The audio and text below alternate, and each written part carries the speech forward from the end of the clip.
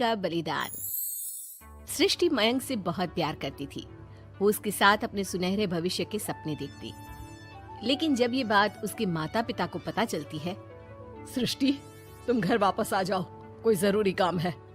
पर माँ, कल मेरा ऑफिस है, मुझे छुट्टियों के लिए अप्लाई करना होगा। नहीं, इतना वक्त नहीं है, बस तुम आ जाओ जल्दी से। सृष्टि घर आती है तो पहले से ही कुछ लोग घर में बैठे होते हैं। वो लोग सृष्टि को देखने आए होते हैं। उसी में एक लड़का भी होता है, साहिल। मुझे सृष्टि पसंद है, मैं शादी के लिए हाँ करता हूँ। लेकिन माँ, आप तो जानती है कि। अरे चुप, कुछ मत बोल। सभी सृष्टि को चुन्नी चढ़ाकर चले जाते हैं। माँ, मैं किसी और से प्यार करती हूँ।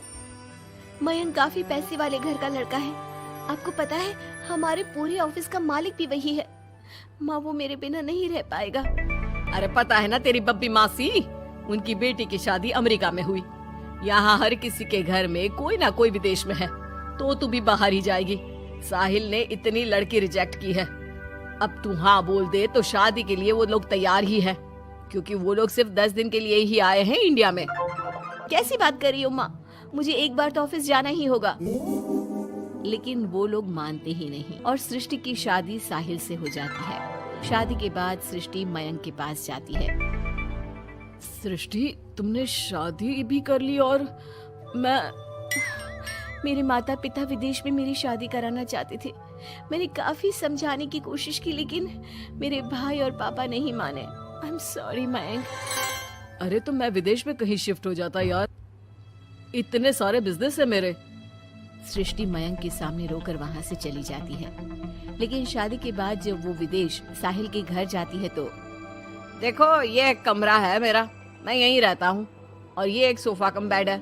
रात में मैं इसे बेड बना लेता हूँ और दिन में सोफा। और देखो, मैं ज्यादा कमाता नहीं हूँ, तो तुम्हें भी मेरी मदद करनी होगी फाइनेंशियली। सृष्टि हाँ में सर हिला देती है। अगले दिन साहिल के जाने के बाद वो माँ को फोन करती है। क्या है माँ, कहाँ शादी करवा दी? एक तो कोई चेहरा यहाँ अपना सा नहीं दिखता, ऊपर से ये घर। विदेश के नाम पर क्या कर दिया आपने माँ? साहिल यहाँ सेटल भी नहीं है। मयंक के तो कितने बिजनेस थे, आलीशान बंगला, नौकर चाकर।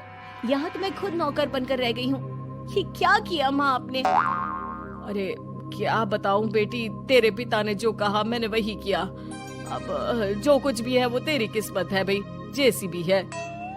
वहीं सृष्टि का भाई सारंग एक लड़की से प्यार करता है। माँ, मैंने शादी कर ली है निशा से। क्या? शादी कर ली? और वो भी निशा से? अरे उसके माँ बाप तो नहीं मान रहे थे ना। भाग्य की है माँ, अब वो अपने घर में और मैं अपने घर में। और कैसी बात कर रहा है? उसके पिता तो बड़े कमिश्नर है, उठाकर जेल में डाल देंगे तुझे। तभी तो किया है पापा। और ऐसे कैसे डाल देंगे जेल में? लड़की उनकी भी बालिग है। अरे पर बेटा, वो लड़की ठीक नहीं है। देखो, किसी लड़की के बारे में ये बात मत बोलो। तुम्हारा लड़का ठीक है क्या? काश मैंने सृष्टि की शादी भी उसकी पसंद से की होती, तो आज मुझे इतना रोना तो ना आता। अरे माँ, तुम उसकी बात पर मत आया करो ना। विदेश में है, जहाँ लोग जाने के लिए मरते हैं। हाँ, लेकिन छोड़ो और ये बताओ कि बहू को घर कैसे लाया जाए। सभी मिलजुल कर फैसला करते हैं कि वो लोग सारंग की बीवी यानी कि अपनी बहू के घर जाएंगे।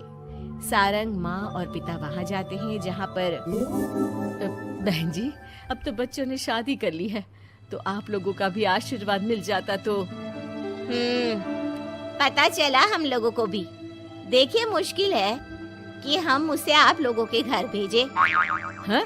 ऐसे कैसे मुश्किल है? और क्यों नहीं भेजेंगे? बीवी है वो मेरी, भेजना तो पड़ेगा ही। लड़के को बहला फुसला कर भगाने के आरोप में अंदर कर दे क्या? अरे देखिए साहब, इतना कानून तो हमें भी आता है। आपकी लड़की कोई नाबालिग नहीं है। तभी वहाँ निशा आ जाती है। रुकिए मम्मी पापा, सारंग में कोई कमी नहीं है। हम लोग इसे कोई बिजनेस खुलवा देंगे ना। देखो, एक बात बता देती हूँ, मुझे तुम्हारे घर नहीं जाना। अरे ऐसी कैसी बात कर रही हो? हम लोगों ने शादी की है, पति पत्नी है हम दोनों, और क्यों नहीं जाना? तो फिर शादी क्यों की? शादी इसलिए की क्योंकि तुम मुझे अच्छे लगे। लेकिन इतना बड़ा घर शान और शौकत छोड़कर तुम्हारे साथ आने के लिए मैं रेडी नहीं हूँ। एक तो तुम्हारा घर जिस मोहल्ले में है वो मोहल्ला बहुत खराब है, वहीं से शायद हमारी काम वाली भी आती है ना माँ? हाँ हाँ, इन्हीं लोगों के पीछे वाली गली से आती है कमला। देखो सारंग, पापा हम लोगों को आराम से पॉश कॉलोनी में फ्लैट दिला देंगे, काम भी शुरू करवा देंगे, तो तुम हम लोगों के साथ रहो। रही बात माँ पापा की तुम्हारे, तो रोका किसने है? साल में होली दिवाली मनाने हम जाया करेंगे ना उनके घर। सारंग अपने माँ पापा से कहता है, माँ मुझे निशा की बात ठीक लग रही है, वैसे भी आप लोगों के साथ तो पूरी लाइफ स्ट्रगल ही करता रहूंगा। अरे कैसी बात कर रहे हो सारंग, हम लोग यहाँ बहू लेने आए थे, बेटा देने नहीं। अब देखिए जो होना था वो तो हो गया, अब तो आप सारंग को यहीं छोड़ दीजिए और विदाई लीजिए। हाँ हाँ माँ, मैं अब यहीं रहूंगा, आप लोग जाओ, मैं अब उस मोहल्ले में नहीं आने वाला। सारंग के माता पिता वहां से चले जाते हैं। अब जब भी माँ सारंग को फोन करती तो या तो वो फोन काट देता या उठाता ही नहीं। एक बार सारंग के माता पिता काफी बीमार होते हैं कि तभी उन लोगों के पास सृष्टि का फोन आता है। कैसी हो माँ? तबीयत ठीक नहीं लग रही है। तुम्हें और पापा को कुछ हुआ है क्या? अरे बेटा 2 दिन हो गए हम लोग कमरे में बंद है, कोई डॉक्टर के पास ले जाने वाला तक नहीं है। हाँ माँ, मैंने सारंग को फोन किया था लेकिन उसने कहा। अरे वो तो बात तक नहीं करता, पैसे वाला हो गया है ना। रुको माँ, मैं कुछ करती हूँ, आप दोनों तैयार हो जाओ। थोड़ी ही देर में उन लोगों की डोरबेल बजती है। माँ दरवाजा खुलती है तो सामने एक हैंडसम सा लड़का लंबी कार लेकर खड़ा होता है। मयंक हो ना तुम बेटा? मयंक उन दोनों के पैर छूता है और डॉक्टर के पास ले जाता है। डॉक्टर, मैं आप लोगों को अंकल आंटी के घर का पता दे दूंगा, आप इन लोगों के घर हफ्ते में एक बार जाकर रूटीन चेकअप कराना। जी जी मयंक जी, जैसा आप कहें, आखिर ये अस्पताल आप ही का तो है। मयंक का रुतबा देखकर माँ बाप को अफसोस होता है कि क्यों उन लोगों ने विदेश के नाम पर बेटी को बाहर भेज दिया, लेकिन बेटी ने भी उनका मान रखा। चाहती तो निशा की तरह भागकर वो भी शादी कर सकती थी।